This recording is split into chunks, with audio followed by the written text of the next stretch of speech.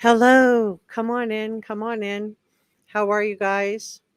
Um, I'm glad to see NJazz is here. This is our head mod. This is NJazz. So come on in, and join me today. We're going to be talking about the Sebastian Rogers case. My name is Jessica Della Davies. I'm an investigative journalist. My job is to investigate crimes, potential suspects, and criminals and share with you how to consider suspects, crime scenes, and evidence. Everything I'm sharing with you is my opinion, and opinions are not facts. So please please feel free to do your own research. And let's see. If you haven't subscribed,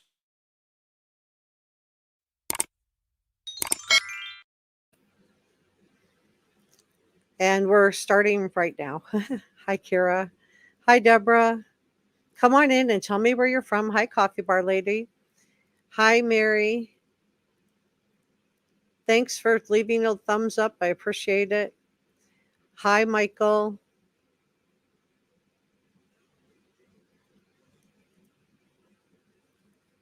Hi, Meme.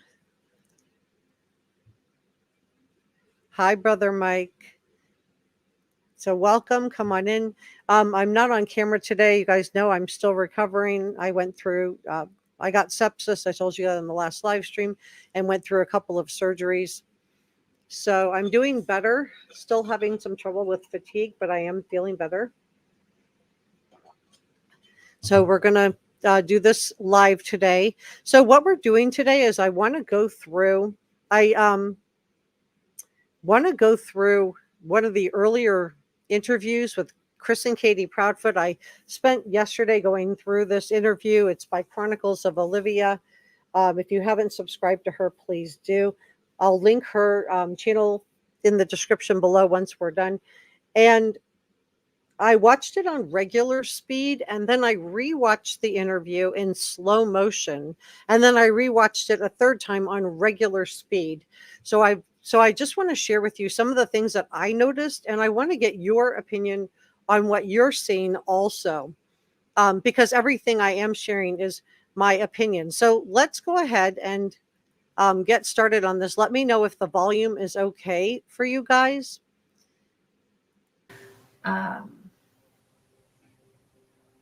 We went and picked up our niece. Yes. Okay, first of all, how is the volume? Can you guys hear me okay? Can you hear the video okay? And let me move myself out of the way. Can you hear the video okay? Let me just play it for a second, make sure. Yeah, I got a call to walk through that day. Sunday, the day before he went missing. We got up and, fun fact, I made breakfast that morning. Okay, so how's the volume for you guys? Can you hear it okay? Sounds great. Okay, good. I just wanted to make sure you're up a little bit more. I can turn it up. I can boost it. Okay, I boosted it. All right, so thank you, Brother Mike, so much for the super sticker. I really appreciate it, for the PC fund, and I'm really grateful. Hi, Sonia. Volume is great. Mary Lindsay's telling me. Okay, good. Hi, Sonia. Hi, Cecilia. Brother Mike can hear it. Okay, let me know if I need to boost it. Volume's good. Okay, good. All right, so let's go ahead and go through this. Michael's giving me a thumbs up. And remind me today to talk about the giveaway that I'm doing too. I forgot to mention that. You don't have to do anything major. Let me know where you guys are from. Wendy's from South Dakota. YouTuber Lisa's here. Leslie is here. Hi. Fun fact. Yeah. Okay. So let's start with that, because that just really really bothers me. And I'm curious if it bothers you too. So about a minute in, she says, fun fact, I made breakfast that morning, which goes back to the question that Chloe asked Chris Proudfoot. Now, Chloe was the private investigator that was hired by Seth Rogers, and she asked Chris Proudfoot during the interview that she was giving with Web Sleuths about was this the best day ever? ? quote, the best day ever for Sebastian. So, and then Katie talks about how they got on the phone so Sebastian could brag. And I'm not sure what this even is supposed to mean. Like, what was this just something that they normally did? Is just something that just happened in their household, or is this something weird? Morning. um, we had a good time. We were laughing. We were joking. He talked to family on the phone during breakfast to brag. So they were laughing, they were joking, they were having a good time. And again, this kind of goes back to, was this the best day ever? And I just want to get your take on it. We went and picked up our niece. Yeah, I got a call. Okay, so that bothers me too. We went and picked up our niece, and she asks it almost like it's a question. She looks at Chris like she's not sure whether or not she picked up the niece or not. And I'm just wondering why she's posing this to a question to Chris Proudfoot. Is she looking for confirmation? Was the niece there? Was Katie there? Is this storytelling and she's worried she forgot the script? Watch this little. Yeah, I got a call and asked if I could go and pick her up, and I did. And so we went and did that. We went and picked up our niece. Yeah, I got a call and asked if I could go and pick her up, and I did. And so we went and did that. We went to BJ's. Had a good time there. He ate a colossal popcorn. So the last proof of life that we have on Sebastian is the fact that they went to BJ's. That is the last proof of life that we really have. So then at 1 minute and 45 seconds in, she starts talking about snacks because he's 15 and he likes snacks, and she's trying to be really cutesy here. And it looks like she's looking for approval from Chris Proudfoot. And I'm wondering if this is because she, has said snacks really cute in the past and that he really likes it. And watch Chris Proudfoot's reaction to her on this. Came home to put groceries away because we bought snacks because, he's 15 and snacks. So I just put that in slow motion. Let's watch it one more time, then we'll speed it back up. Came home to put groceries away because we bought snacks because, he's 15 and snacks. We went to the bowling alley. And I think Chris Proudfoot does like that. So maybe that's something that he's told her. She says snacks cute and she's just, enjoying that a little bit. I'm not really sure. What do you guys think? And then from there we went to dinner. Came home. He took out the trash because that's his chore. He takes the can to the end of the driveway. And Chris Proudfoot's kind of nodding along here. And I'm not really sure if he just has heard this story so many times because she recounted it from police. I really do wish that law enforcement would release the body cam footage. I mean, the case we haven't gotten any updates. It doesn't seem like it's going anywhere. And in the Summer Wells case, we still don't have the body cam footage of when law enforcement first arrived at Don and Candace's house. I understand they want to protect their case, but I mean, at some point, maybe just seeing the body cam footage would be helpful. But I don't know. She just seems like she's trying to be cute on the snacks, and it just feels inappropriate in light of the fact that Sebastian's missing. So then at 2 minutes and 44 seconds, she talks about went to wake Sebastian up. He wasn't there. And I just want to go back to the comment that Chris Proudfoot made during the Duchess interview about the quote, worried mom. Remember, he talks in this very first interview with Chris and Katie Proudfoot. He describes, worried mom. And Peter Hyatt addressed that in his most recent statement analysis, and the fact that Chris Proudfoot felt the need to edit. And what Peter means by this is that Chris Proudfoot had felt the need to ascribe or attribute to Katie being worried. And Peter Hyatt thought that maybe this was a red flag, that Chris Proudfoot had to edit in worried emotions, because when we're watching this interview, I don't see any emotion from Katie. So I'm not sure why. I'm not sure. Let me know what you think. Let's watch this together. About 9 o'clock, told him to go to bed. And he's come out of his room where he was playing, and he said, "All right, good night, Mama. Good night, puppies. Love you." And went to bed. And it's always bothered me that she tells the story about 9 o'clock, putting him to bed, but this wasn't in her original telling. And then later she adds in a 10 p.m. thud. That's 8. And it's always bothered me that Katie Proudfoot tells us that Sebastian tells her that he loves her, but she doesn't say it back. That really bothers me. I don't know if that bothers you guys or not. He was doing something in his room because about an hour later I heard some noise, and I was like, "I don't care what you're doing in there, but go to sleep."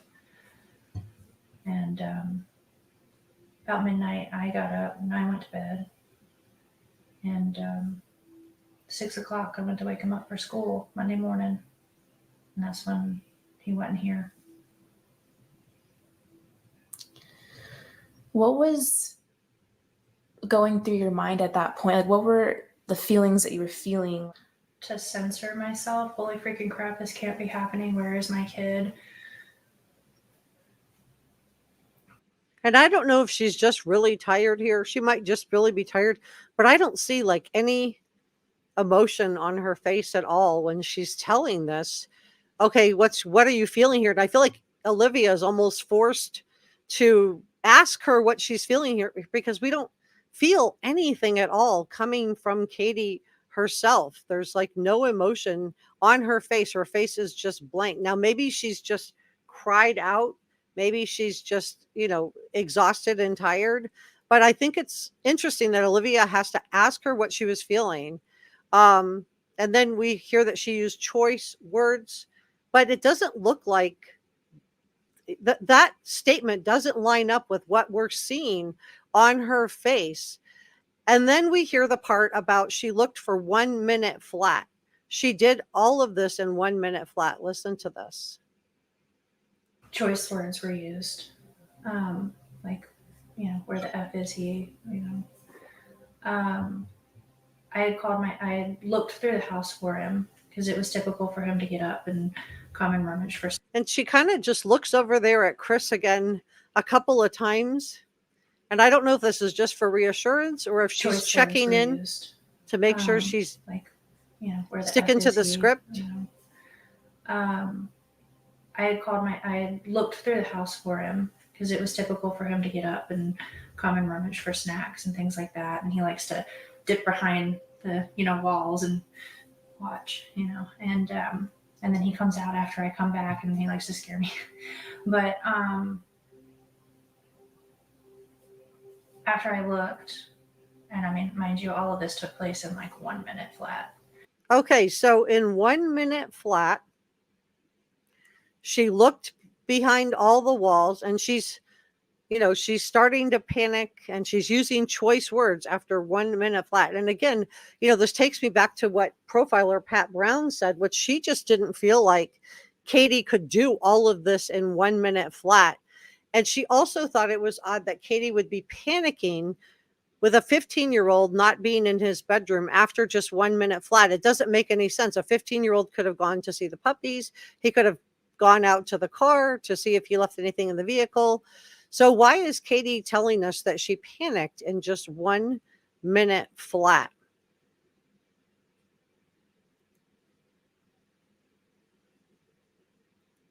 But I didn't see him in his room. I looked all over. I ran through the whole house. I looked out all the doors and windows, and I was like hollering his name. And I picked up the phone and I called my husband, and I said, I can't find him. And he said, "What do you mean?" I said, "He's not in this effing house. I can't find our son." And I jumped in my car and I drove around the neighborhood, and I drove over by the school, and he's already.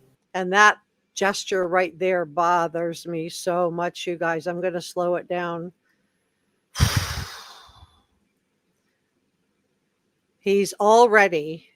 And then Chris does this coughing. I think this is probably one of the most alarming things in this interview. His name, and I picked up the phone and called my husband, and I said,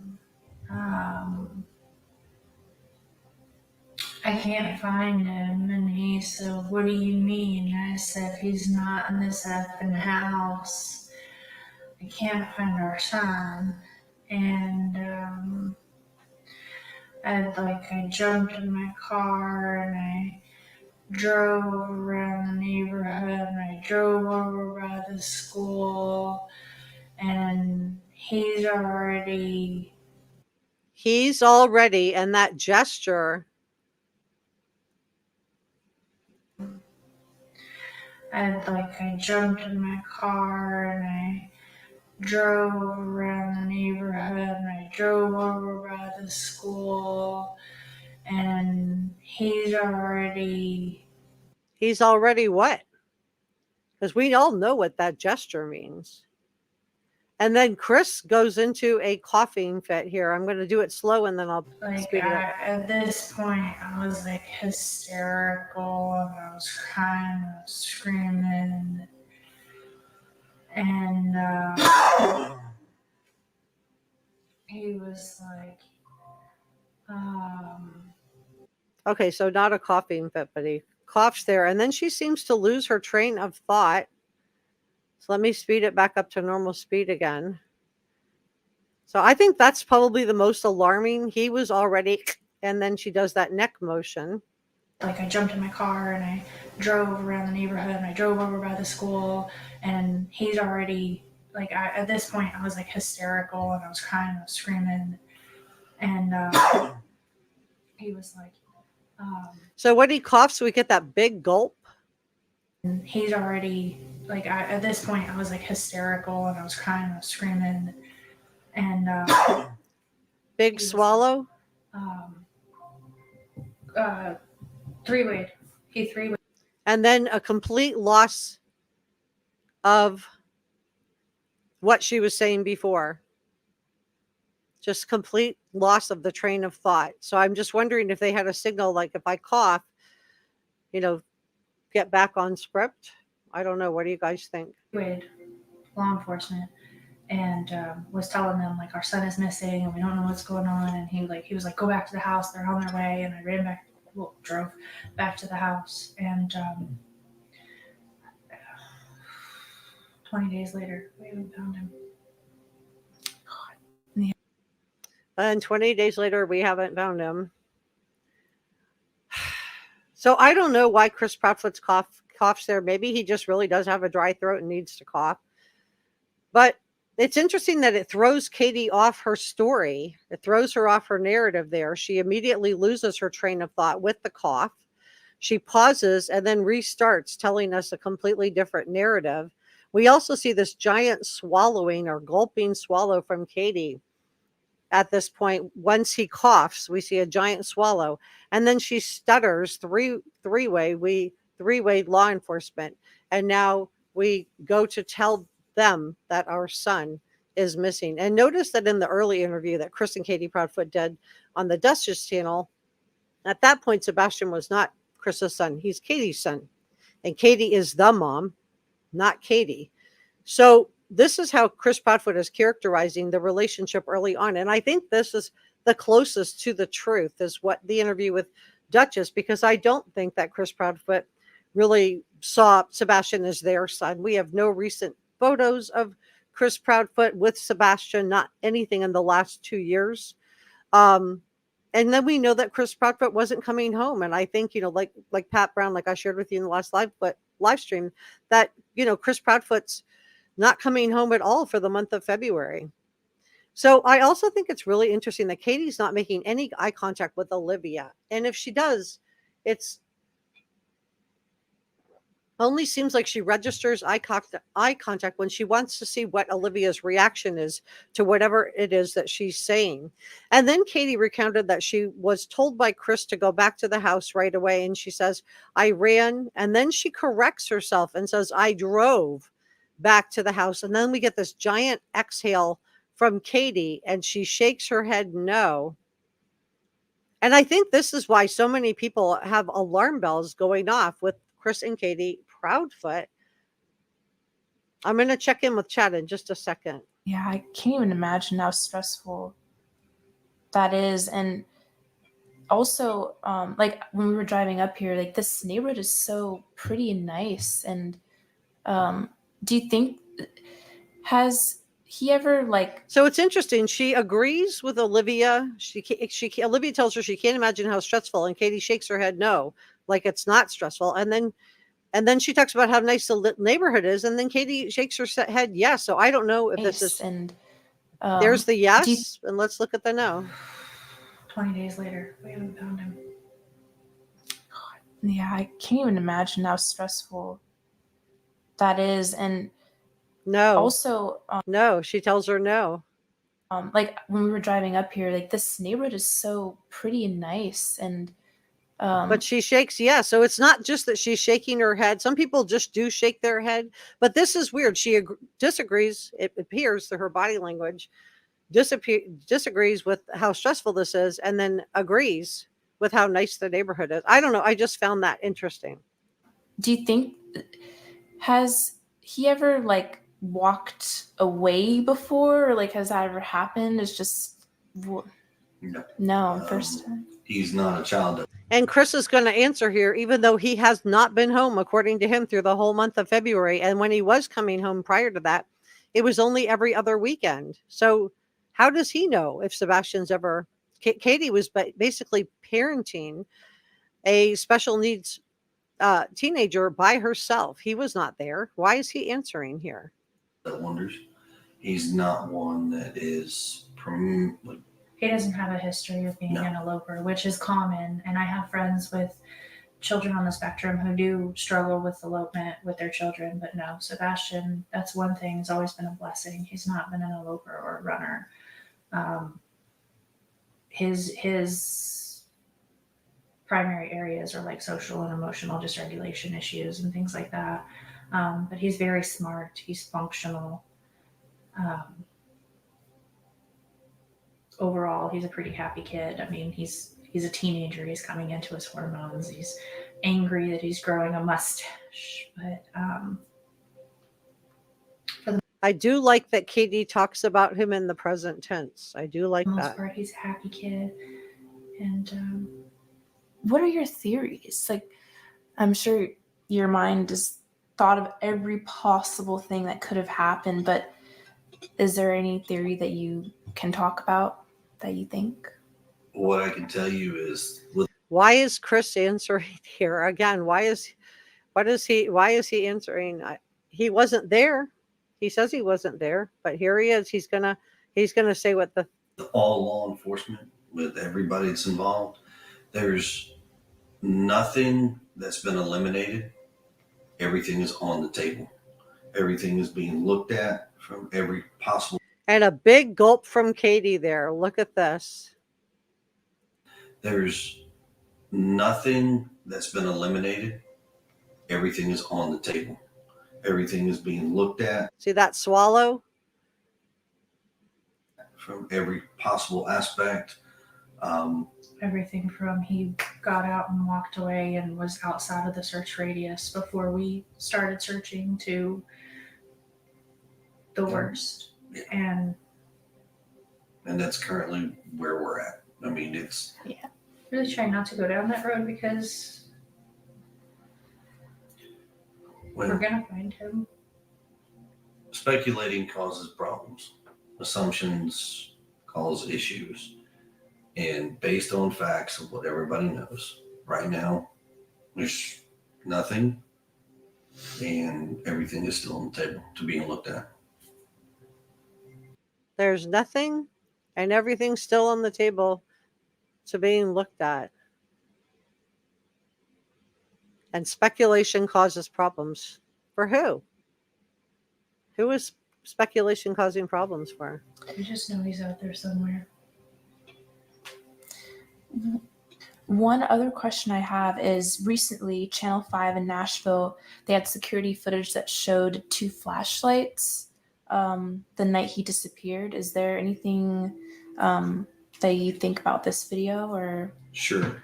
So Katie, if you watch her body language there, Katie's playing around with something on the table. And then as soon as Chris goes to answer the question, she pulls her hands back in, almost like in a turtle type of mode of like to withdraw herself from that.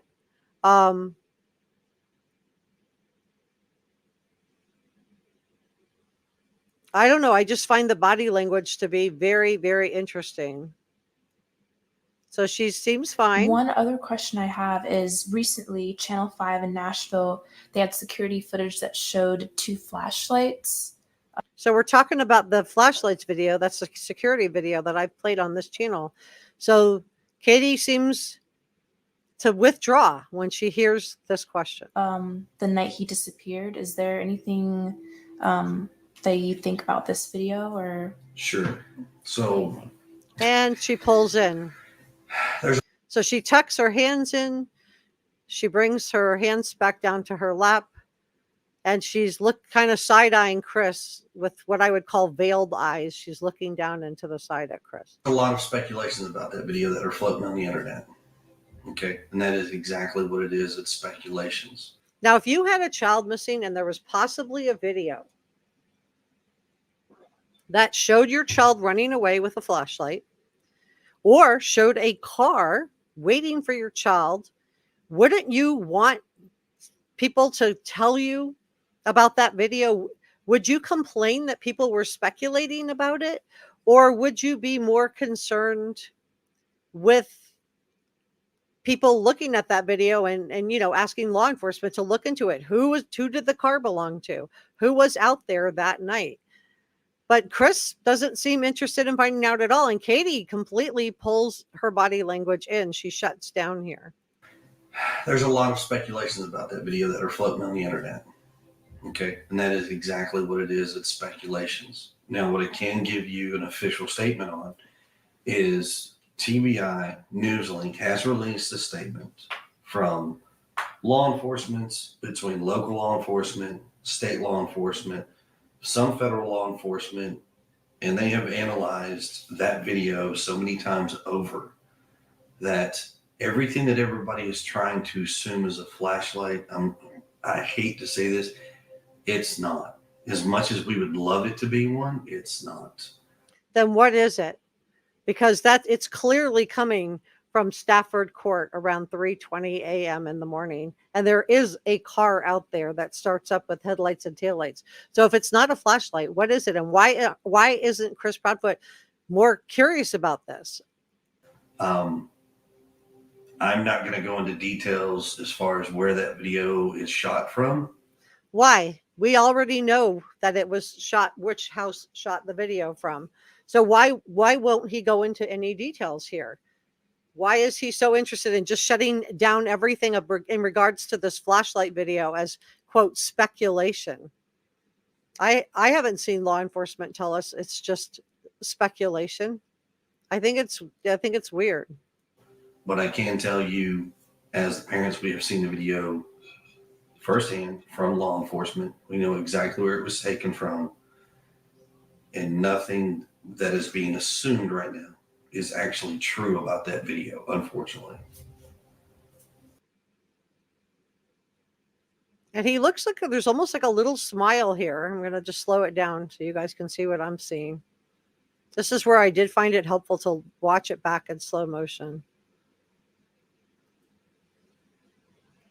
That is being assumed right now is actually true about that video, unfortunately.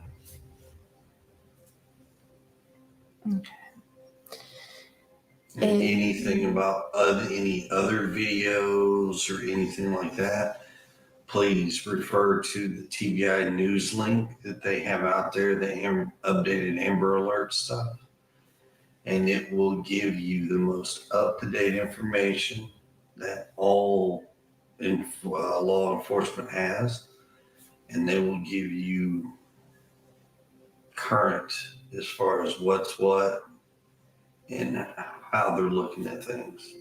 And So Katie's completely silent, completely withdrawn on that part. And now she's going to chime back in here. But I just think it's really interesting that he's very, very interested in having this video dismissed as just speculation, when I think it's one of the most interesting pieces of evidence that's out there. But so far, we've been listening to Katie talk.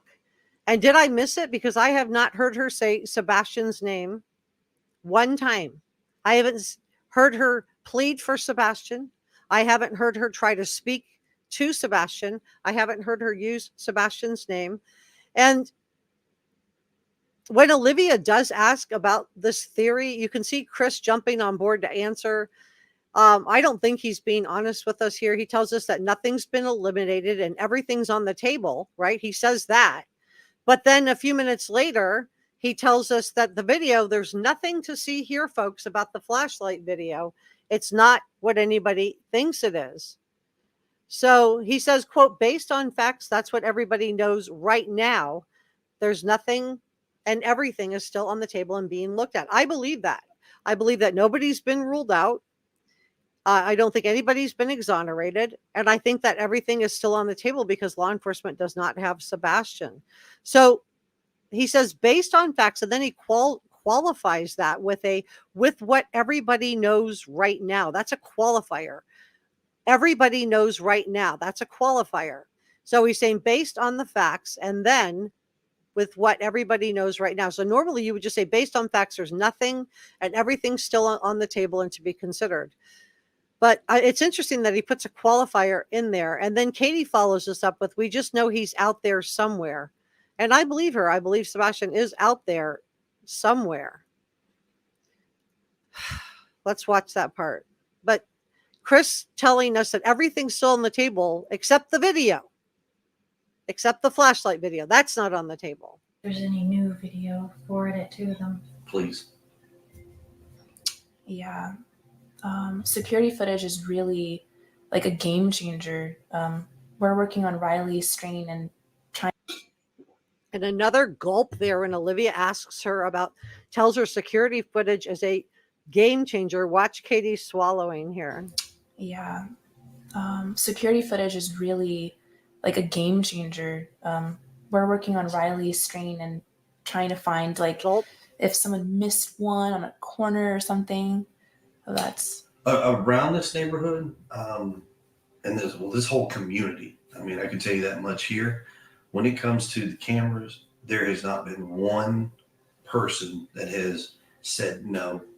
And trust me, it is greatly felt that everybody has been so open, so helpful in pushing out any which way they can. I mean, there's been some families that have actually been on vacation that weren't home, and they got they got permission from that family. So consider how he's talking about his neighbors here and how wonderful they are. And I believe they are. But then consider what neighbor Bobby told us. And neighbor Bobby said that when she was driving through her own neighborhood where she lives with her son in the car and his son's girlfriend, that Chris came barreling out of the house and demanding to know who she was. And then told the son's girlfriend, and a lot of people felt like he was trying to intimidate her here, what her last name was. So he knew when she was trying to like sort of smooth things over. Let me check in with chat. I want to see where you guys are with all this, and just see if we're on the same. If you guys are on the same page with me, if you guys are seeing something that I missed. Let me see. Yeah. Fake cough. So yeah, you guys thought the cough seemed like a signal too. Yeah, it just didn't. Yeah. Kimmy says, if my son were missing, I would never be so calm. I agree. Fake cough. So a lot of people aren't buying the cough. Let me see. Oh, wow. I almost missed this. Thank you so much, Natasha. I really appreciate that. Um, very, very much appreciated. This is our head mod, if you guys don't know, and our channel members have the check marks. If you aren't a channel member and you want to have your name appear in all of my videos. So, yeah, nice cough. Yeah. Um, so it sounds like, yeah, and it's just slowed down. So, and then Dr. Dot is saying that Chris Proudfoot is blinking so many times. I'm wondering if he was like seeking approval from Olivia there, if he was anxious to be liked. He could just be nervous too. I don't know. But it's interesting. I didn't pick up on that. Cecilia says she almost said it. Chris stopped her with a cough. Michael feels like the cough was obvious. Melanie feels like the cough was fake. Brother Mike says thank you to Njaz for the super chat. Micro Kimmy says if her son was missing, she wouldn't be so calm. Debbie says exactly. Donna says so. In other words, he's already. So remember the neck motion that she does. So she's crying and hysterical. Barb feels like the cough was a signal. Bear says if you get off the subject, he will cough. Cecilia thinks it's a fake cough. Wicked says that was a shut up cough. I'm watching my words here. Meme says they spent 3 hours on the phone making up the story. Welcome, Barb. Coffee bar lady says she says I run back, and then she corrects herself. I drove back. Right. And then go back to the flashlight video where we do see somebody with a flashlight heading back to the house. But they seem very interested in shutting down the flashlight interview. It was really interesting to go back, watch this again, and then watch it in slow motion after just everything that we've learned so far. Bear says, why did she almost elbow him in another video? Lisa says, Chris started blinking fast right when she said he's already, and then he blinks often after that. And then watch his eyes before he coughs. Debbie, she could be on some kind of a benzodiazepine, like an Ativan or, some type of anxiety medicine. So maybe that's making her more stifled. I don't know. Bear says, I think that's why there are phones lighting up outside the house that night. Body language says a lot. Yeah. And I think, and just going back to what Njaz is saying here, I think that you guys have, are picking up on a lot of the same body language. So yeah, I don't think this is coming. And again, I'm so sorry I'm not on camera. As soon as I'm feeling a little bit better, I will get on camera again, you guys. But I just the most I can do right now is just get the videos back going again. Kimmy says we haven't heard from anybody about updates or anything. It's worrying me. Yeah, I'm worried about this too. And I agree with you. I think at this point, why not just begin releasing some stuff? Unless, with Summer Wells, we still don't have the 911 call released that Dawn and Candace both supposedly made 911 calls separately. That's my understanding of it. We still don't have those released. We don't have the body cam footage released. And it's been 3 years. At what point, do we start releasing this stuff? Yeah, I thought he was looking at Olivia to see if she was buying it too. You're right, Lisa. I agree with you. Bear says Kimmy remembers the Lori Vallow case. Yeah, get back on the script. Yep, I thought that's what that was too. Barb says Chris Proudfoot orchestrated Sebastian moving to Seth so he could have his daughter moved in. Yeah, so I think, that's concerning. All right, let's go back to this, and then I'm going to check back in with chat again in a few minutes. So I just think it's interesting that he's working so hard to shut down the speculation on the flashlight video. Who would not want this information? Why would a parent not demand to see the enhanced video footage of this information and be very concerned about the fact that somebody was sitting outside, just a little bit away from the house, that there looks like somebody with a flashlight going from the house and then running back up to the house? Some people think there's 2 flashlights. I think it's one, and I think the other one's stationary related to the house across the street. But, I that's just my best guess. But Chris Proudfoot's very quick to dismiss all of this. And I think it's interesting that they have no interest at all in wanting to know about this video with the flashlight. At the same time, Chris has prefaced this by telling us that everything's on the table. So then he goes on and tells us that TBI and every other law enforcement agency has analyzed this video footage to see if it's a flashlight.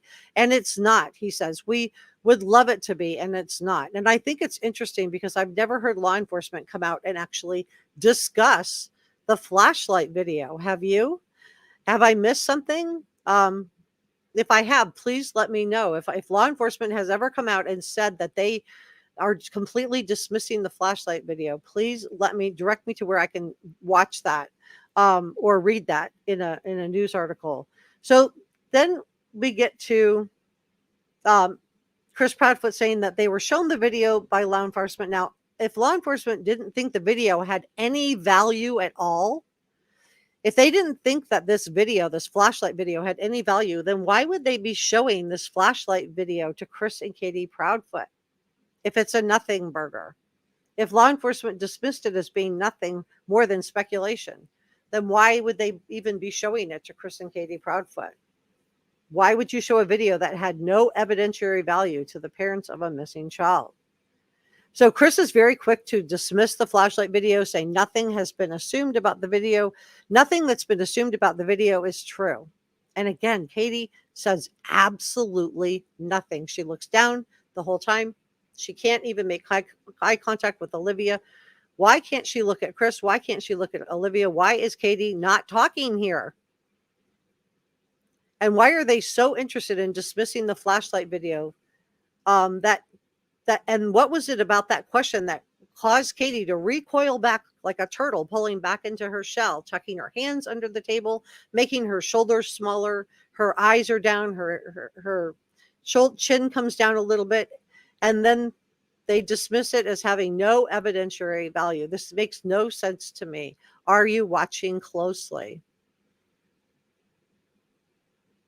So then I just think it's interesting that they just wouldn't want anybody looking at this footage or even considering this footage. If it was me, I would want to know if anybody found something that law enforcement didn't show me. But not Chris and Katie Proudfoot. To take a look at their cameras and go in their houses without them even being present, which has been amazing. So, but yeah. But we know from neighbor Bobby, that he didn't talk to her like what the neighbors were doing, like the what she was doing as a neighbor was amazing. He came barreling out wanting to know why she was driving around the neighborhood. That's good. If there was something that you could say to Sebastian if he was listening, what would you say? So Katie, we are now, how much into the interview are we? We're 9 minutes and 50. We're almost 10 minutes into the video. And Katie has not said Sebastian's name. She has not made any talk to Sebastian. She hasn't said anything. And she has to be prompted by Olivia to say something to Sebastian. Oh, God.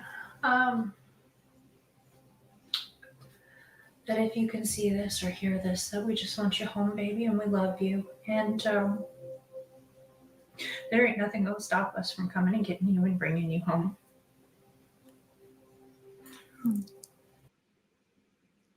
Let's watch that back a little slower.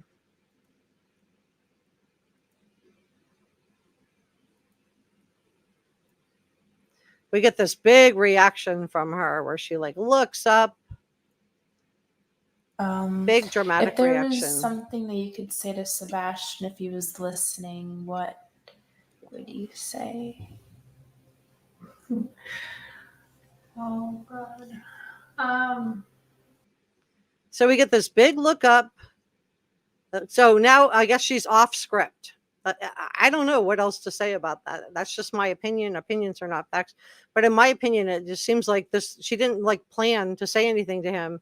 So we get this big dramatic look up where she has to actually think of something to say. This is one of the most big dramatic gestures that we've seen. The three biggest gestures we've seen from Katie is when she puts her hands across her throat.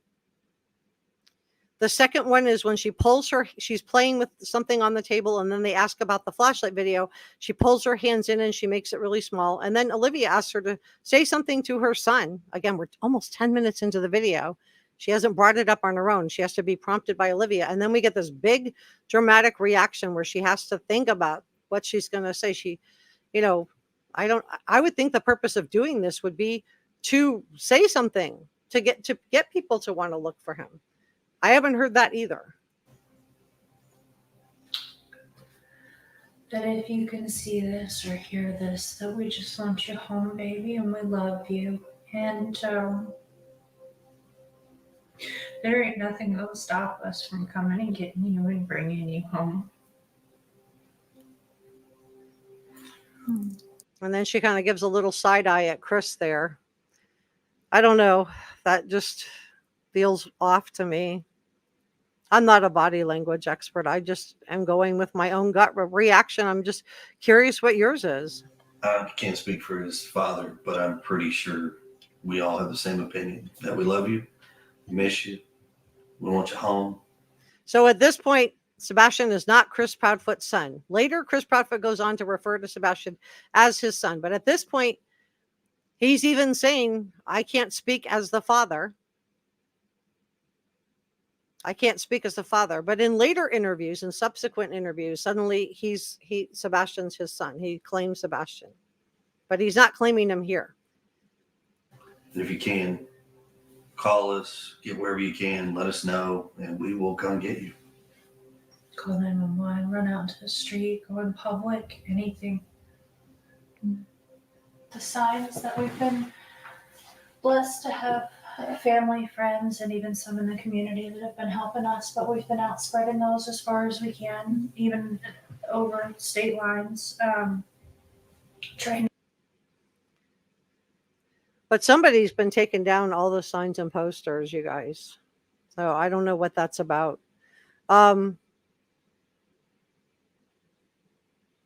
I just find that the fact that she cannot think of anything to say to Sebastian when Olivia prompts her, like she didn't even dawn on her that she would say something to Sebastian, that she seems to be completely caught off guard here. So we get this, this big negative sound, this like a type of sound, and then a big sigh, and then she has to look up while she thinks about what she wants to say. And then she says, if you can hear this or if you can see this, we just want you home, baby, because we love you. Not I love you, but we love you. So now we've gone from Katie now feels the need to include Chris Proudfoot on this. Now, Steve Johnson, who's a statement analyst, thought that it was a problem, that when it came time to say, I love you, remember at the beginning, Katie talks about when she said goodnight to Sebastian, Sebastian tells her he loves her. She doesn't say it back, according to her own statement. And now here is her chance to say something to Sebastian. And she still can't say, I love you. It has to be we. Why does she feel the need to include Chris? And why can't Katie simply tell Sebastian that she loves him? And then she says, there ain't nothing going to stop us from getting to you. In this little part, and she's shaking her head no the whole time she's saying there's nothing going to stop us. And then she goes back to looking down, refusing to make eye contact, and then there's nothing on her face. I don't see tears. I don't hear a runny nose. I don't see a runny nose. I don't see anything that looks worried, in my opinion. What do you guys think? And I think Chris feels like there is something wrong here, and we're going to watch him to jump in to interject in just a second. But let me just check in with chat and see, what did you guys feel about that same portion of the interview? Are you having a similar reaction to me? Are you having a different reaction to me? Let's see where you guys are at on this. Thank you so much. I am getting better. For those of you that don't know, I was in the hospital. I had 3 emergency room visits, one that landed me in the hospital, and then 2 surgeries. I had sepsis and I almost died. And that's why I'm not on camera. If I have to get up and put all my makeup on, I won't have any energy to make the video. Hey, Holly. Diana says, to be honest, the house was under the cover of darkness. A flashlight was probably them just busy dumping a package.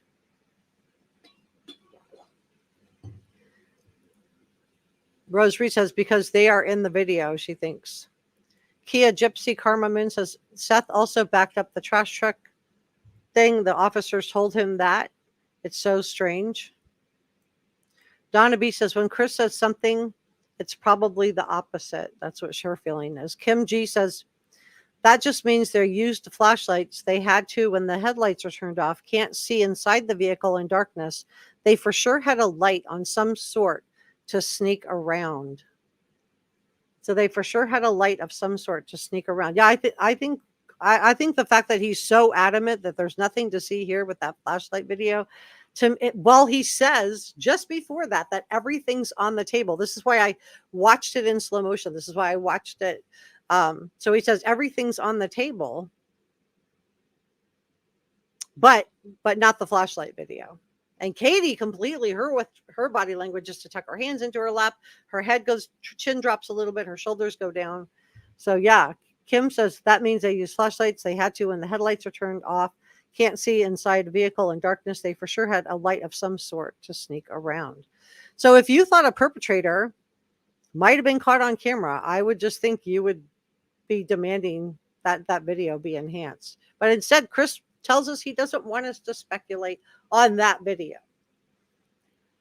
Gina says Chris was threatening reporters. They had a group chat about it. Wow.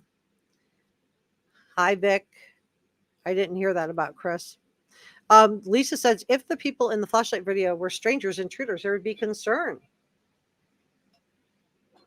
for safety for the neighborhood. Exactly. I agree with you, Lisa. Beth says Katie mentioned something about the Riley Strain case. Yeah, it almost makes me wonder if we're going to find Sebastian in the Cumberland River at some point. I don't know. I hope not. Sue says, I believe they rid all the cameras. I'm not sure who they is. Thank you so much, Don. I really appreciate your support. Please consider giving this a thumbs up if you haven't already, and subscribe if you haven't already. Starbright says, what a pretty name. They would take everything out through the garage. Flashlight video is to throw the time frame off of when Sebastian went missing. Kim G says they said Sebastian had a flashlight because the truth is they had one. Oh, that's interesting. So you think that the Proudfoots had to put Sebastian with, because yeah, she tells us that his keychain had a flashlight on it, right? So if his keychain had a flashlight on it, then why wouldn't she be thinking that flashlight would be Sebastian? Kimmy says they've come out and stated the contrary. Welcome, Don from NJazz. This is our head mod, NJazz. Kia says they showed it to Seth and Katie, not Chris. You're talking about the video? That's interesting. Hi, wannabe sleuthing. Beth, I have a heck of a time hearing her because she's got the demeanor of a wet mop. Oh, dear. Holly says hello to Dawn. Wannabe sleuthing says always whispering and never making eye contact. Yeah, I think the eye contact is bizarre. And I think the fact that she has to be prompted to say something to Sebastian and she still can't say I love you. She still can't say I love you. It has to be we love you.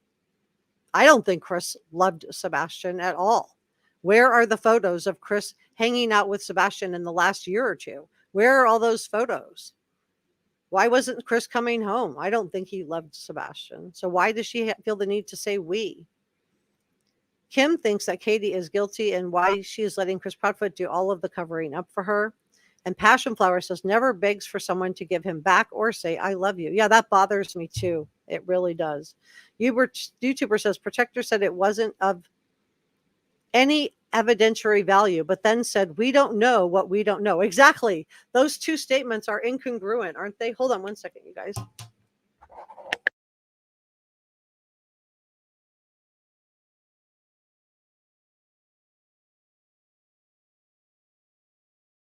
Sorry about that. Okay. So yeah, I thought that was interesting too. It wasn't of any evidentiary value. Very interested in dismissing the flashlight video. And it just, but everything's on the table. We don't know what we don't know, but that for sure has no evidentiary value. Find Summer's Truth says, all I can say is yikes. Yeah, please consider subscribing and giving this a thumbs up. Help me get my channel back on track after me being in the hospital. I could use some help. Meme says, how does he know if it's relevant if he doesn't know what it is? Exactly. They don't know what happened to Sebastian, right? So how do they know what's relevant and what's not relevant? That said, very true. I'll have to rewind. Kim G gives that a bullseye. Alicia says, Silver's on the screen showed a video on his channel. They weren't flashlights, they were phone screens. One of them comes from the house and down to the vehicle. I don't know. I've enhanced the video, and I'm not saying I haven't seen the other one. I don't watch. I didn't have a chance to watch like everybody's videos on this, so I don't even know who that is. So I don't want to say it's not true or not true, but I couldn't make out what it was. I tried to enhance it. I tried to enhance it because some people thought they could tell what kind of vehicle it was, and I couldn't tell that either from my enhancing of the video. But it doesn't mean somebody else couldn't have enhanced it better. So Sue says, Katie hates Chris right now. I don't know. I think she chose Chris, but I don't know. Kia says, like that car headlights after the flashlight. Right, exactly. You'd want to know. Vic agrees with you, Kim. Cecilia says she never says she loves him. Never said his name. Nope.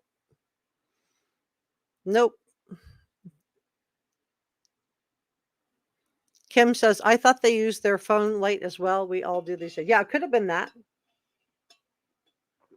It could have just been a phone light.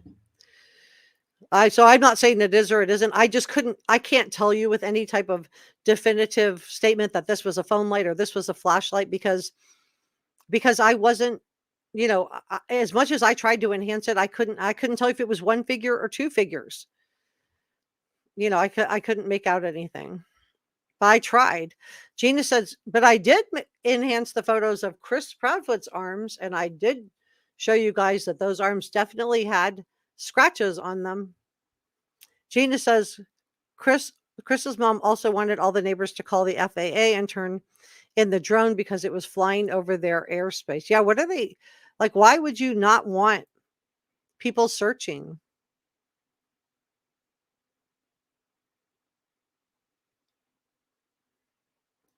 All right, let's get back to this. So Chris goes off on this tangent regarding Riley Strain. He talks about the fact that Riley Strain is missing.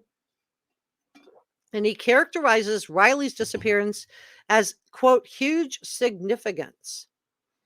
And Katie's nodding along in agreement. So this is in contrast to her lack of agreement and her lack of eye contact, and her turtle demeanor when he's talking about the lights video.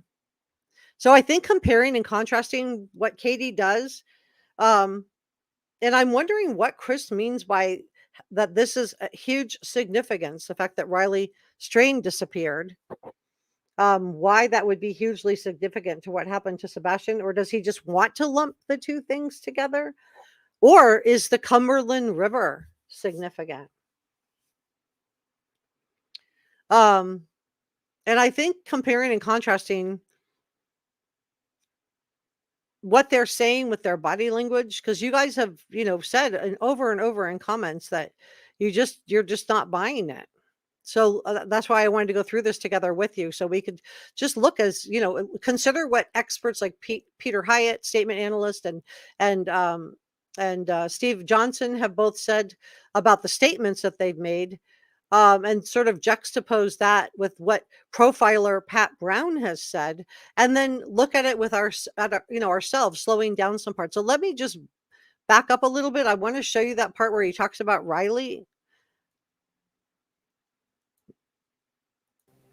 If you can, call us, get wherever you can, let us know, and we will come get you. Call 911, run out into the street, go in public, anything. She says that and she's just shaking her head no there. But when they talked about what a nice neighborhood it is, she shakes her head yes. I don't know, why she's shaking her head no there. The signs that we've been blessed to have family, friends, and even some in the community that have been helping us, but we've been out spreading those as far as we can, even over state lines, trying to get aware. Him over state lines got another big gulp. Let me slow it down. I just think it's interesting.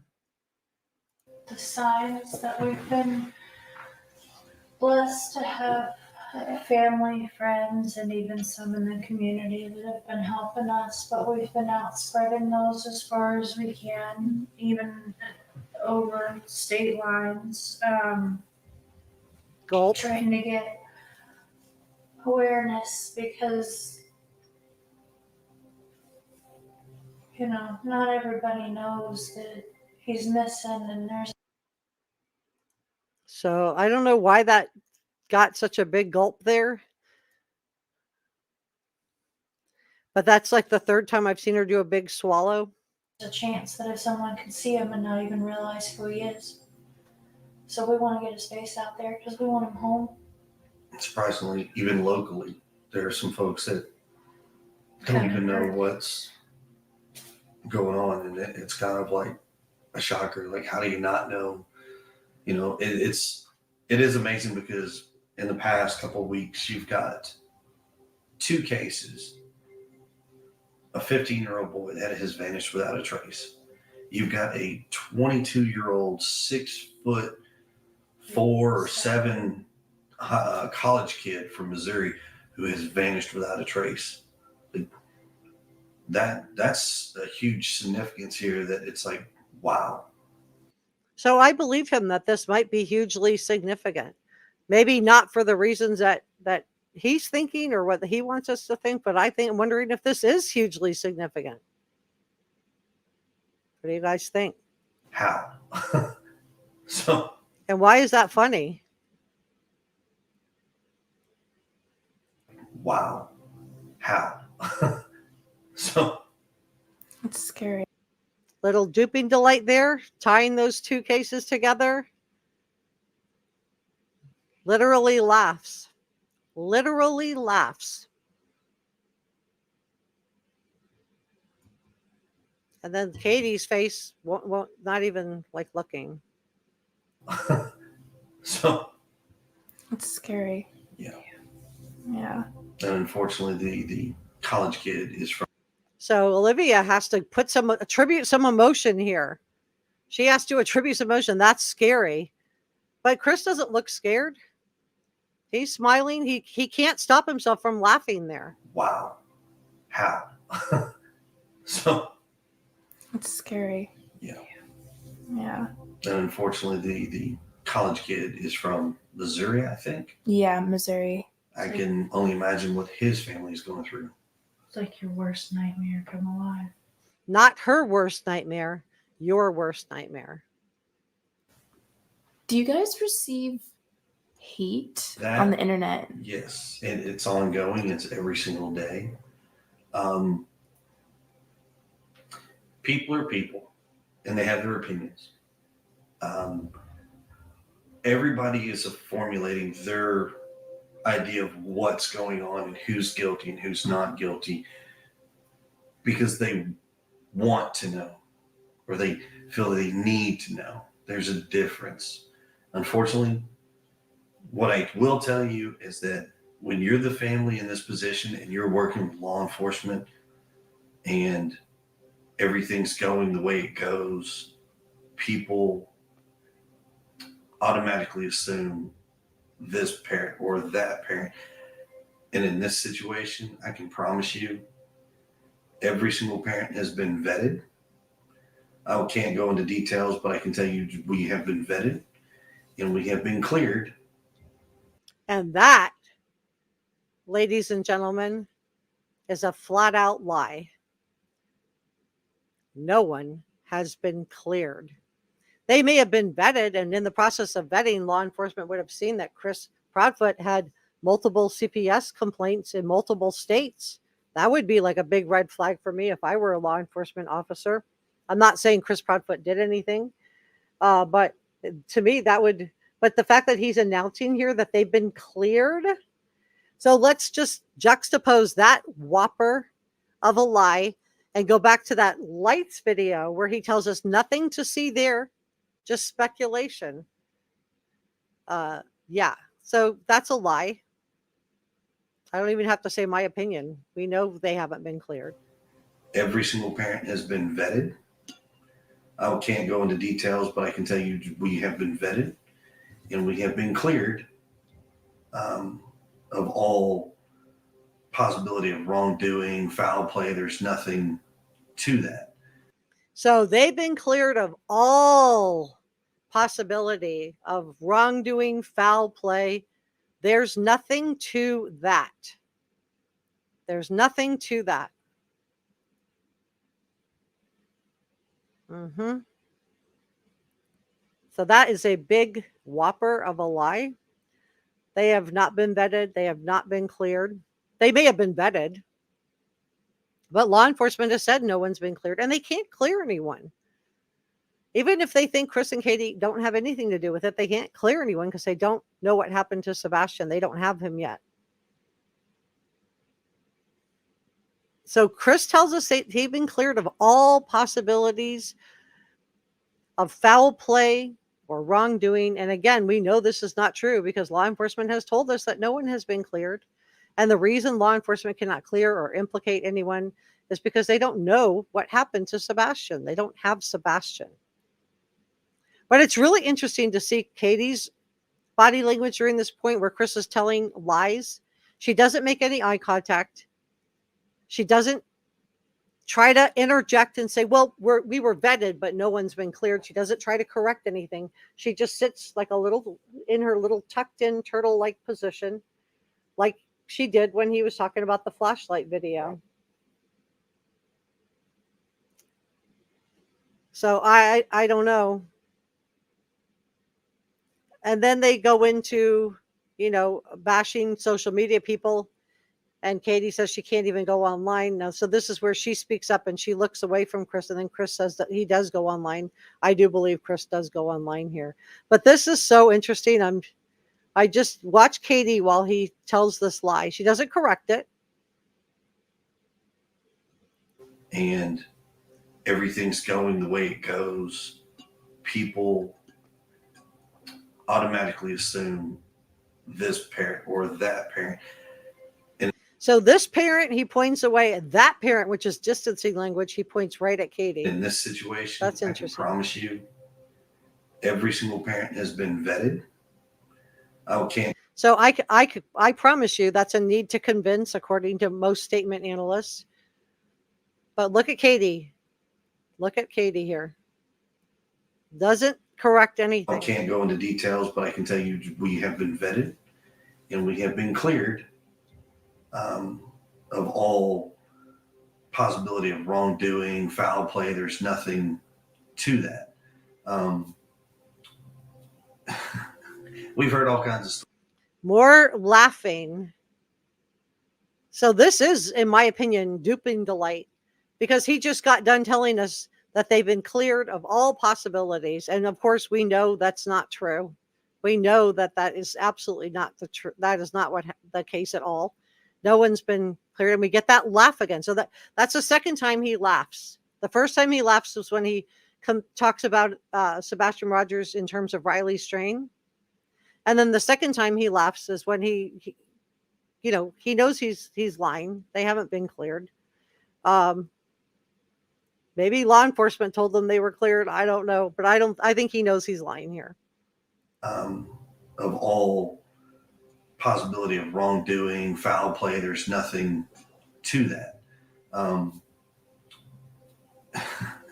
We've heard all kinds of stuff. And that laugh, just again, it just feels like duping delight. And Katie is back in with her hands tucked in, her shoulders are down, her eyes are down. She won't look at him, but she's not correcting him either.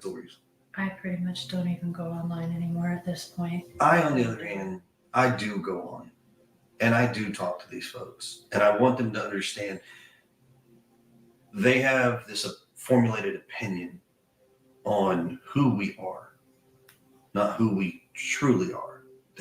Well, our opinion is, we're going off of what we're seeing, but also what we're not seeing. what we're hearing, but also what we're not hearing. We heard Katie being referred to as the mother in the first interview with Duchess. A lot of distancing language with Chris Proudfoot in regards to Sebastian. We don't hear them saying his name. We don't hear them saying, I love you. In the recount of Katie that Katie had with the last time she saw him, where he tells her that he loves her, she doesn't say it back. But, and then we see this, this duping delight, this literally laughing from Chris Proudfoot. It just reminds me of the porch interview with Chris Watts, where he stands on the porch and he just can't stop himself from laughing, even though he's talking about Shanann and the girls being missing. He just chortles a little bit. And we see this from Chris Proudfoot here, where he just can't stop himself from laughing, and that's why law enforcement calls it duping delight. So that's why we're all a lot of people are suspicious about it. I think they feel like, there's something going on here. There's something fishy. Let me see what your take on that is. Let me go down here and back up. All right. So let's see where you guys are at on this.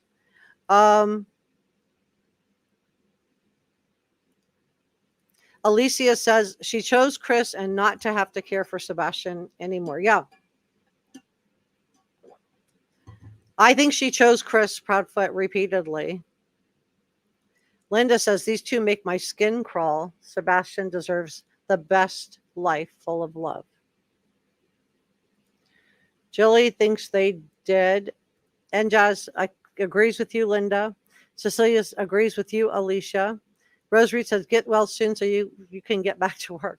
Yes, I am trying. I'm getting well as fast as I can. I wish it would go faster. I wish it all would go faster. I'm like, I like to get on camera. You guys know that, but I'm just, my body's just doing its thing. So if you don't know what sepsis is, it can, I talked about it in my last live stream. It can take you out very, very quickly. Within 12 hours of symptoms, you can be gone. Starla, their agreement was no child support regardless. Seth wasn't asking for child support. Veronica says it would be great if TBI or the sheriff's office would do a press conference and give us an update if they have any tips and to dispel some of the rumors. I think it would be helpful. I agree. Even if they don't have a lot to say, it would be helpful. I agree with you, Veronica. Mike agrees with you. Fine Summers Truth agrees with you, Veronica. Starla said the court would make her pay child support regardless. I don't know if they would or they wouldn't. Linda says she showed her love for Chris. She is spent if this doesn't work for him to come back home. She has nothing left. She's spent. Yeah, Brother Mike thinks we need an update. I think law enforcement should do an update as well. Even if they don't have a lot of new information, I would like to know, for Quentin Simon and the Quentin Leilani Simon case, they searched the landfill for a month. They searched that landfill for a month before they found him. Did they search the landfill for Sebastian long enough? We'll keep waiting for updates. Yeah. Kim G says, yeah, bold-faced lying. Yeah, bold-faced lying. Just completely lying and laughing about it. So Duper's Delight, right? Duper's Delight's when you lie. Thank you so much, Holly, for the $4.99 super sticker. I really appreciate it. Thank you so, so much. Fine Summer's Truth says, I think he may be near the campground in Mississippi. Well, we did see that big gulp when she talked about putting up signs out of state. Is this because that's, she feeling bad because she didn't really put up a lot of signs? Does she feel bad because she knows at this point that she's going out of state with Chris Proudfoot? I mean, remember, law enforcement told her not to search because they wanted her at home in case Sebastian went there. And as soon as she thought nobody was looking, she went to go accompany her husband. Kim G says, Katie deserves all of the pressure. She can end this now and tell the truth. That's what Peter Hyatt said. He said, I think the words he used when he did that live stream with Seth Rogers, he said, called on her to unburden herself. And again, this is an expert statement analyst. Cecilia says, new silver video is quite interesting, goes along with the state line thing. Jessie says she sounds terrified. Leslie said she thinks Katie Proudfoot is full of it. Sue said, I wonder how one would get a hold of law enforcement for an update. Well, people have reached out. But the Sumner County Sheriff's Office hasn't been doing anything. Yeah, Holly's welcoming everybody coming in. Please hit the thumbs up button. Charlotte says Tennessee makes everyone pay their dues and child support. Passion Flower says, why talk about another case when you have your son missing? Because I'm not sure. I just wonder, is the Cumberland River significant at all? Remember, it goes through that area also. Cecilia says, yeah, what's so funny? I mean, he laughs when he talks about Riley Strain being missing. And I just wonder, is it because he knows what happened to Sebastian? So he's, getting some duper's delight. And then he laughs again when he tells us a lie that they've been cleared. Kim G said this could be similar to the Caleb Harris case, in my opinion. Jill says, oop. Thank you to Holly Golightly for supporting the channel. Yes, thank you, Holly, for the super thanks. Damage control, says Lisa. Kim G said, what's scary is having a mother like Katie. Yeah, can you imagine having a mother where you say I love you and she doesn't say it back to you? How would that make you feel as a teenager? Starla thinks that Chris is gaslighting us. P says he always brings up other cases to make it sound like a serial kidnapping, in my opinion. Yeah. And he knows it's not. That's where I thought the laugh was weird, right? So, he's trying to align himself with the Riley Strain case, but in my opinion, he knows it's not true, which is why we get this duper's delight from him, this laugh. Rosary said, I think Sebastian may be in Memphis or Mississippi or even at St. Jude's. I don't know. Kim G says, it isn't a dream, Katie. You did something. Well, be careful with that. Always, please, make sure you say, in my opinion, because I don't want to, I'm not saying, even the statement analysts are not saying that they did something to him. They just think she has some kind of guilty knowledge of it. So I just want to, put that out there too. But I do think there's something wrong, and there's a reason we're all having the same gut reaction to Chris and Katie Proudfoot. And Holly thinks that Chris Proudfoot's running the false narrative. I'm wondering too if that's why they didn't get on camera right away. Welcome, Judith. This is our head mod, NJazz. Our other head mod is 6 Cents Amelia. I saw her in chat. Here she is. She is from New Zealand. Welcome. P said he quit making prank phone calls while his daughter was there at least. Opinionated says, saying she censored herself is weird. She was alone. Why worry about their language when their child was missing? Oh, you're talking about when she said she used some very choice words, but she censored herself. Oh, that's an interesting catch. Yeah, Lisa says, look how easily he lies. Yeah, he lies and he has a little bit of a tell. He laughs. Welcome, Opinionated from NJazz. Kim G says, if you're cleared, then why can't Katie look up when you say that? Yeah, she won't look up.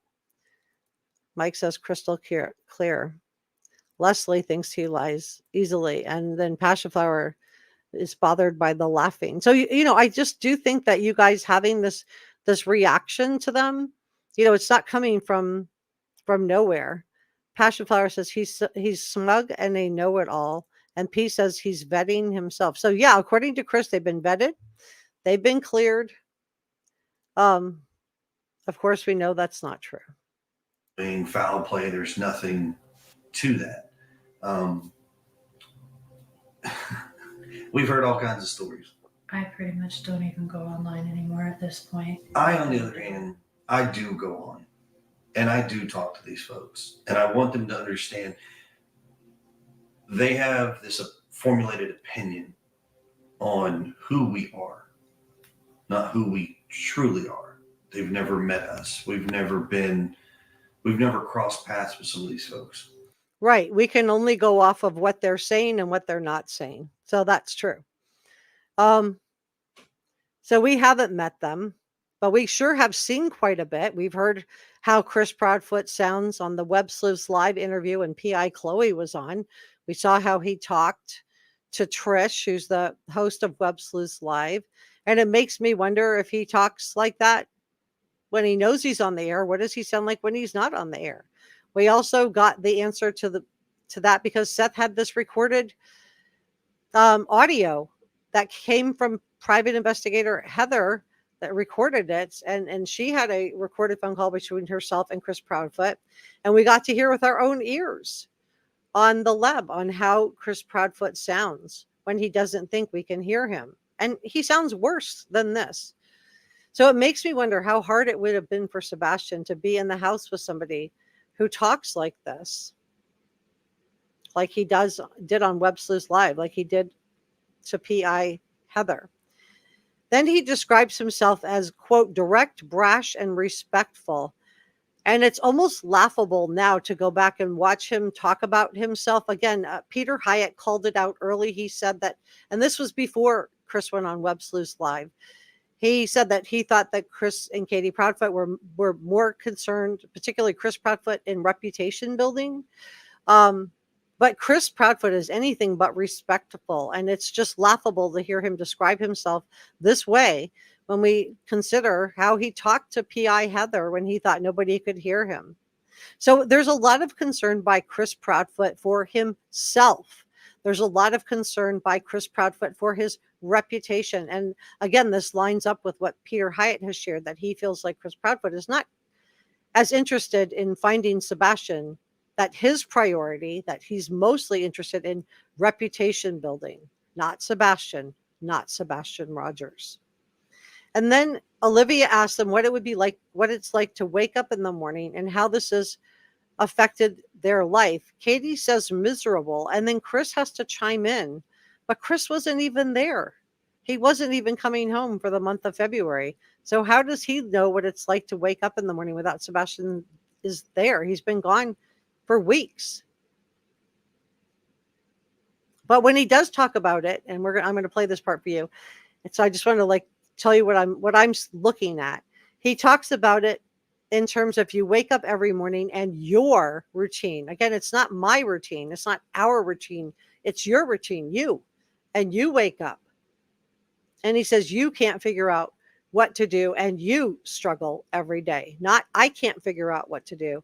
Not I struggle every day, but you struggle every day. So this bothered me. Let's play that part. Let me see where I'm going to. So about 14 minutes in. Okay.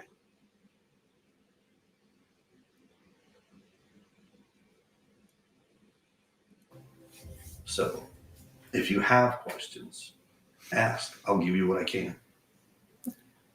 Just be respectful, please. And keep in mind, there's 3 parents and there's thousands and millions of people out there that may have a question. We are trying to get to them. I promise you. How has your guys' life been affected by this? I know it's a broad question, but what's So listen to Chris Proudfoot here. He's going to talk about it in terms of you, not I. And I would say it's because his life hasn't been affected. When you wake up in the morning, what's it just like? Miserable, to be honest with you. Yeah. Think of it like this. You wake up every morning and your routine is what it is and you know it, right? Now wake up when this happens and you can't figure out what to do. You struggle every single day. You, not I struggle, not Katie struggles. You struggle every single day. On trying to get out of the bed, to deal and face everybody's negativity, and you try to make it a positive thing. Or the fact that my son's still not home. We have a better. So that's like the most emotion I've seen Katie have is, or the fact that my son is still not at home. Again, it's not our son now. Not we love you. It's her son. So she's claiming him here, which I think is a good thing. Room that's empty that is never normally ever empty, except for when he's with his dad every other weekend. We got another little laugh there, which is odd.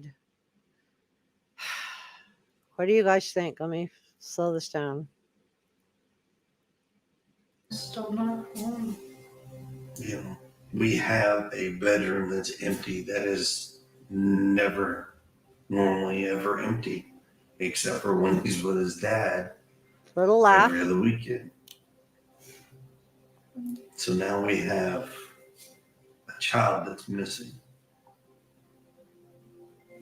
So there's no words to describe it, but I can just tell you, it's like you get up and now you don't know what to do.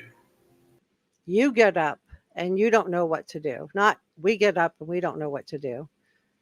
Again, this just feels like it's scripting. Let me check in with Ted. I'm just curious what your take on this is. Yeah, poor Sebastian. It just doesn't feel like a lot of this is really about him. Here it says, how about vetting and clearing the Bowersox family? Also, how about vetting and clearing Chris Proudfoots? Yeah, we don't know what they've done on that. We don't know. Yeah, so nobody's been cleared. That's just another laugh. So we get this third little laugh on this part, which is weird.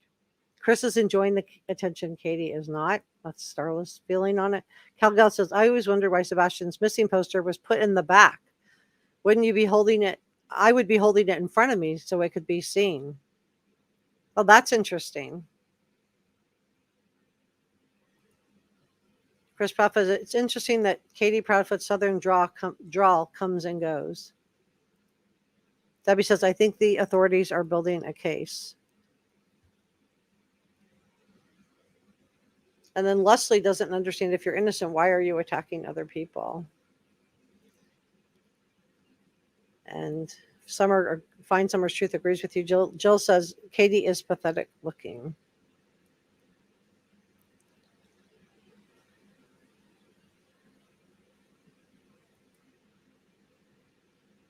You want me to turn off the slow mode? I don't know if I'm like in a place where I can do that right now. Let's see if I can adjust that.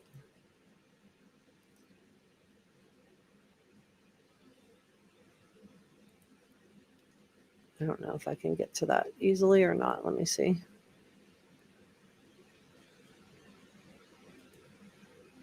Let's see.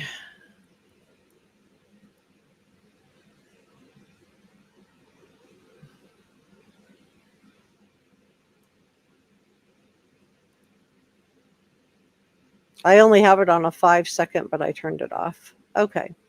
All right. So I turned off slow mode since everything's going smooth. Okay. So yeah, I think it's weird. It comes and goes. All us can hardly see the Sebastian sign. Yeah, that's a good catch, you guys.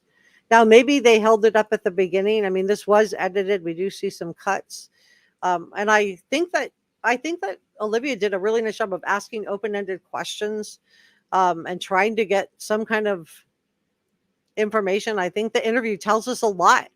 It actually, and she got them on camera. I do wish they were all cleared too, Vic.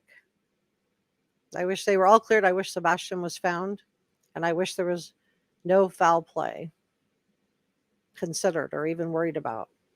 Yeah, Kim saw red flags with that. She's always talking about state lines.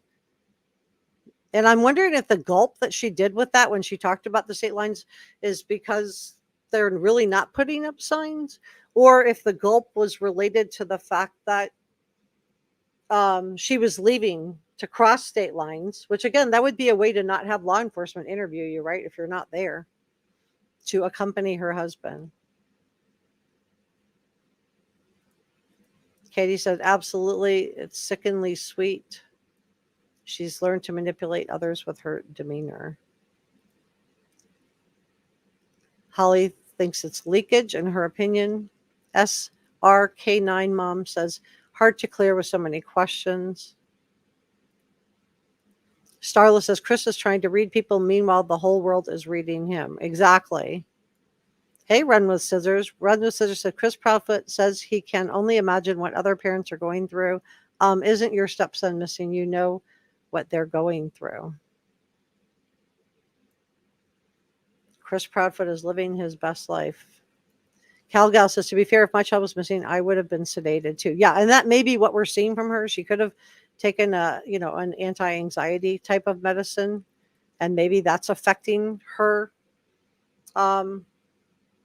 her mood and her affect, the way she presents herself. I'm not really sure. So I think that's a fair point. Lori says, I feel every podcast or channel they have been on needs to be listened to very closely because I feel like he drops clues to what happened, who did it, and where he is, in my opinion. That's why I wanted to go through this, and I watched it in regular time, and then I went and watched it in slow-mo. And then I went and watched it again in regular time and took notes while I was watching it, just because there were just so many things that jumped out. I just felt like the alarm bells when I, like, what is bothering me about these two on this interview? Why? And I'm not a body language expert, but I still have a gut reaction to this. And so why do we have so many questions regarding Chris and Katie Proudfoot?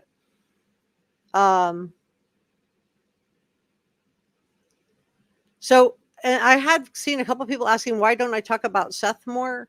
I have talked about Seth. I talked about Tony Mathis and I have covered some stuff on Seth, but he wasn't the last person that saw Sebastian when Sebastian disappeared. Katie was the one that was home. And, so that's why I'm going back through this interview right now, but I have talked about Seth Rogers, in other videos. So I am trying to give, balanced information, balanced opinions. So what is it that she has to say, and what does she not have to say that's deemed so important by professional statement analyst Peter Hyatt? So he's the one that made me want to go back and revisit this interview and to see why we as non-statement analysts are having this negative gut reaction to these two people, Chris and Katie Proudfoot. And then Chris finishes with, you can't describe it. You don't know what to do. So he keeps describing it in terms of you, not himself and not Katie. And I think this is why we have so many alarm bells going off. It does feel like he's, reciting from a script, and his brain knows it's not true. So he can't say, I am going through this. I feel this way. He keeps having to attribute everything back to Katie. So, I want to go through one more part of the interview, and that's the 16 minutes and 45 seconds where Chris Proudfoot starts describing Sebastian in negative terms. And I found this to be alarming in light of the fact that Sebastian is missing. So we're going to do that next. I do want to, let me take this down for a second. I do want to just say a quick thank you. I'm not ending. We're going to go through the next part to Autism GMA ×3. Thank you so much for your support. Thank you to our producers, George Brown and Jazz, Sasha Angel, Not So Saintly, Debbie Joe, and Jane J. And thank you to our channel members for allowing me to cover some of these niche cases. I really appreciate your support. I really, really appreciate you guys. And wouldn't be able to cover cases like this if it wasn't for you guys. So thank you so much for your support. And so thank you for your support and kindness to everybody while I was in the hospital. I couldn't respond to your messages. I just didn't feel well enough, but I could see them. And I did greatly appreciate it. And thank you so much for this is super thanks to Brother Mike and Njaz for last week. Thank you. Or our last live stream. All right, so let's go through this next part. Sebastian's parents also talked about how his actions and behaviors could be different, or how he would respond in a new environment. Well, that's kind of tricky because Sebastian hasn't been on his medication And we get another laugh about how Sebastian would respond in a new environment. And to be clear, so what Olivia is asking here is, how would Sebastian respond if he had been kidnapped or something like this? And again, we get this duping delight laugh here. And the reason I think it's Duper's delight, in my opinion, it's just my opinion, is because he laughs when he tells us the whopper, the lie, that everybody's been vetted and everybody's been cleared. Sebastian's parents also talked about how his actions and behaviors could be different, or how he would respond in a new environment. Well, that's kind of tricky because Sebastian hasn't been on his medication And in here, 20 days. so how he would respond to a new environment, we get a little laugh here. Why? Why is that funny? So he is rambunctious. He's going to be. And here we see Chris, which again, this is so unusual. This is what statement analysts found so unusual about these two, is that you would not describe a missing child. Most parents. Now, again, I don't really see Chris Proudfoot as being a parent to Sebastian, so maybe this isn't as unusual as I think it is. But I do think it's odd that, if you loved someone and they were missing, you would not begin describing them in negative terms. But Chris Proudfoot does anyway. And Katie says absolutely nothing, not one word to defend Sebastian. Well, that's kind of tricky because Sebastian hasn't been on his medication in 20 days. So he is rambunctious. He's going to be hungry. He turns into a bottomless pit. I mean, he's your teenage boy, always hungry. On the spectrum, yes. But not one autistic child in this world is like another one. What we can tell you is he's smart. He can be goofy.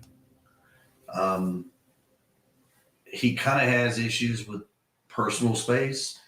He hasn't. Again, why is he saying negative things about Sebastian? Olivia's asking him of how Sebastian would be in, basically in captivity if he had been kidnapped or if he ran away. Mastered. He can be up in your face kind of kid. So Katie's going to chime in there with another negative thing. You know what? I missed that when I was watching it. Katie chimes in there with another negative thing. Wow. Up in your face kind of kid. Boy, he thinks that's funny. He really does seem to enjoy talking negatively about Sebastian. He kind of has issues with personal space. He hasn't mastered. He can be up in your face kind of kid. He can be aggressive if he's. And here Katie's going to talk about he can be aggressive. Again, this set off her describing Sebastian, set off alarm bells for statement analysts, because why would you talk? Most mothers of missing children don't talk about their kids in terms of negative things when they're missing. He's upset. Yeah. He's up in your face kind of kid. He can be aggressive if he's upset. Yeah. He's emotional. He's a teenager. He doesn't like punch and hit and throw, but he gets really like aggressive stanced or like clipped where he just won't talk to you, or if he's really upset, he like growls. Yeah, oh man. Wow. The laughing. I'm just like, and he growls. So she's not only doesn't defend Sebastian here, but she chimes in. Share, look. Be vigilant. We don't expect everybody to stop what they do and spend every waking minute. But you would be surprised on how easily people are complacent and not realize certain things. I think the thing that also has bothered a lot of people, that these two people have never been out searching. These two people have never been seen out putting out signs. I don't know. It just bothers a lot of people. It bothers me. The laughing bothers me. And the fact that they're talking negatively about him. Not only does she not defend him, not only does she not defend Sebastian, but she chimes in. And that makes me just heartbroken. Yeah, Cecilia's like, what's the laugh about? I don't know. And then I don't know if they're bite marks or scratch marks, but I did enhance those photos for you guys. And there are marks on his arms. He says they're from the dogs. I don't know. Alicia says that's what I think. Cookie all day says, let the mother describe her own child. It's weird how Chris does all the talking. Yeah, and then but even if you had a child that was missing, it seems like you would want to say something, right? Positive about him. He's off his meds. We're really worried about him. Instead, they're talking about he doesn't have personal space. He's goofy. He growls. I mean, he's aggressive. So she's instead of expressing concern for him, she's joining Chris while he's laughing, chortling along, laughing. So Kim says, Katie, what would you do if your son was abducted? Nothing to say. Chris says he'll ask. Gina says, look at her face. Yeah. Suits and Boots says, it's a horrible feeling during these initial interviews, willing and wanting so much hope to be present, but seeing the despondency from one, I'm assuming you're talking about Katie here, and the unrealistic energy source from the other without panic. Wow, I think that pretty much sums it up. Lori says, with him not being the biological parent, and not caring for him from the get-go, she should be answering all the questions, in my opinion. Alicia thinks there's some scripting. This is our other head mod, 6 cents Amelia, if you don't know. Thank you so much to our mods, our channel members. Our mods have the wrenches, and our channel members all have the check marks. And Kimji said he's not even answering the question. Rambunctious is what Trezell West said about Oren and Orson. Oh, that's really sad. Yeah, that's how they talked about him in negative terms, which again I think is alarming. Opinionated thinks that Chris Proudfoot presents himself as an expert on everything. Lori says he should only be there to comfort her. And Kim G says, so they agreed that he would get too close, up in your face. When abducted? Right, exactly. So he abducted or he ran away, but he gets too close up to his face and growls and is aggressive. Those are the negative things that they've said about him. Again, this is just really alarming to hear from a parent of a missing child. More, and the fact that Katie not only doesn't defend, but she chimes in is really concerning. If you guys haven't subscribed to Chronicles Olivia, please consider subscribing. I think she did do a really good job with this interview. She got them on camera, and I think she asked a lot of open-ended questions and just let them talk. Betta says it's an odd way to speak about your missing child. Gina says aggressive, like Chris. And Betta says justifying what she did to him, in my opinion. Oh, wow. And Jazz is welcoming you, Veta. I hope I'm saying your name right. CJK says they really put him in a bad light. Yeah, they did. Growling, aggressive. Didn't have anything really positive to say other than he was off his medication. Chris Proudfoot can't just keep his place. He supposedly wasn't even there. Katie Proudfoot should be the main speaker. And it started with her talking, but we didn't end up there. So you're saying he would hug the abductor or he would growl at the abductor? Yeah, I don't know what the point of that was, Kim. I don't know what the point of saying that was. So he was aggressive to Chris Proudfoot? I don't know.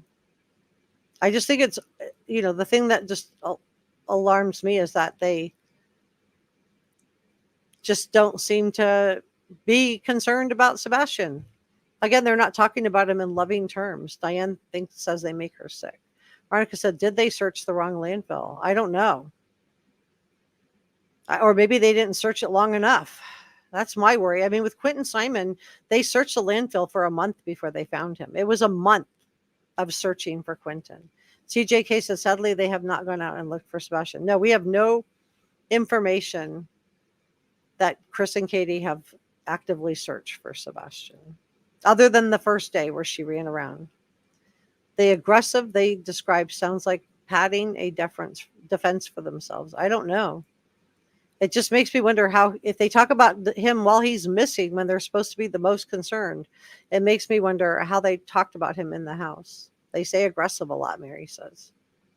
Cookie says, after a week or so, didn't Katie say he could be anywhere? So she didn't look for him and went to the RV park. Yeah.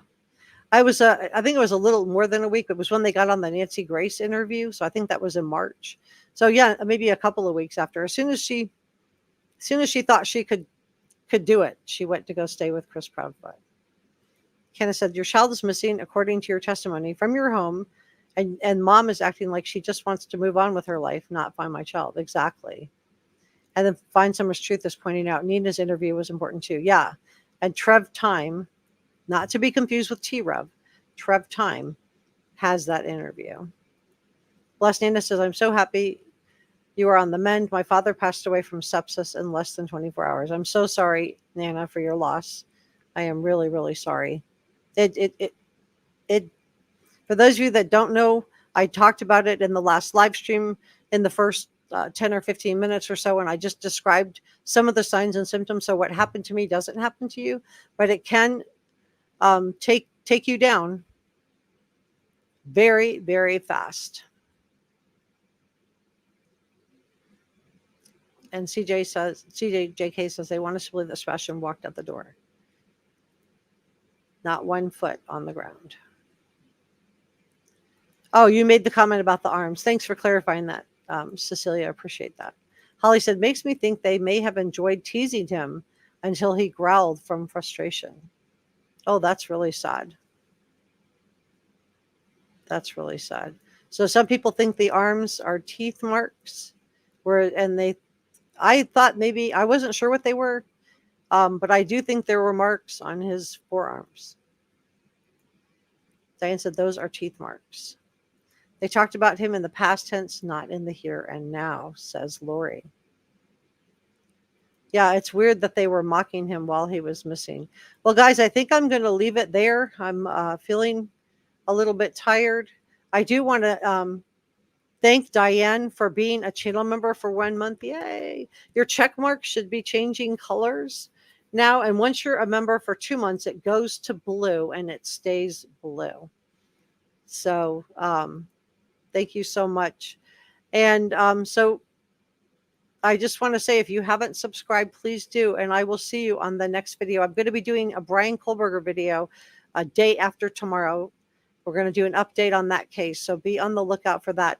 And I will continue to update you on the Sebastian Rogers case.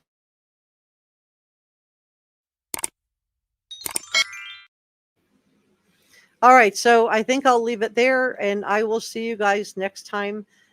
Please subscribe, and thank you so much to our mods, to our channel members, to our viewers. Thank you so much for all that you guys do. To our head mods, Six Sense Amelia, and to NJazz. I really, really appreciate you guys so much. And thank you for subscribing to Reporter Room. Oh, I know I was supposed. Thank you, Holly.